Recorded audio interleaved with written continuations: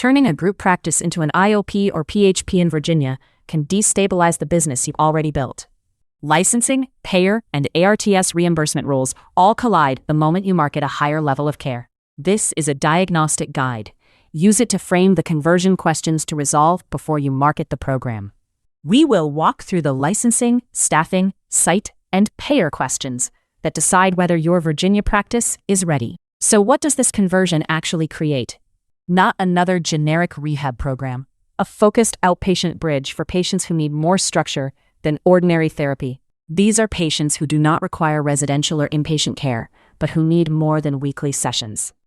The question is which patients you can safely and compliantly serve at ASAM 2.1 or 2.5 intensity. Get the conversion wrong, and the risk is real. An IOP or PHP can blur mental health, substance use, and facility-level requirements if the service category is never verified.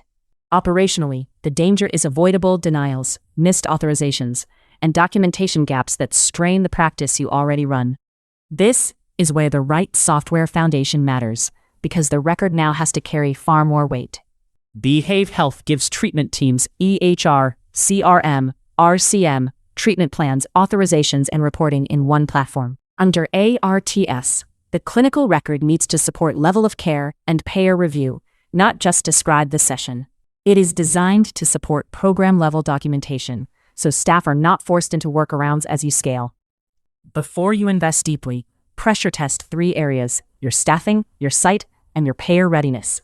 Each one can quietly break the conversion. Let us walk through all 3. Question 1. Staffing and clinical leadership. The gap is not just headcount.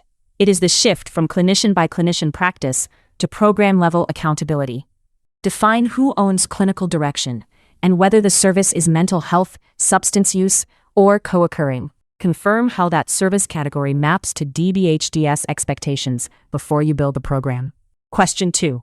Whether your current location can support an IOP or PHP. These programs often need group rooms, private assessment space, family meeting capacity, and safety procedures. Patients must arrive, participate, and leave without creating confidentiality or crowding problems. And the schedule has to support the new intensity without cannibalizing the existing practice. Question 3. Virginia Medicaid, commercial payers, and billing. Searches for Virginia Medicaid IOP and PHP billing should lead to questions, not reimbursement assumptions. Verify provider enrollment, program credentialing, medical necessity criteria, and authorization review before relying on the revenue model. Commercial readiness belongs early too. Depending on your market, Care First, Kaiser Permanente, and other regional plans may matter. All of this starts with licensing, and in Virginia that work starts with DBHDS. Review the DBHDS licensing materials and new applicant packet before offering a structured IOP or PHP service. The Provider Licensing Rule, 12 VAC 35-10530, is the legal anchor to discuss with counsel. Do not assume an existing therapy structure covers it.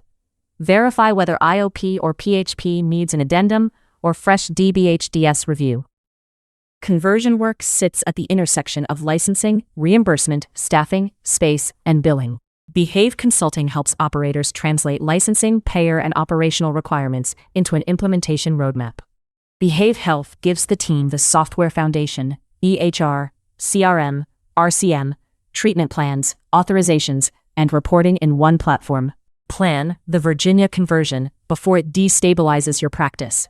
Talk with us before you market the service or commit capital. See the EHR, CRM, and RCM built for program-level care.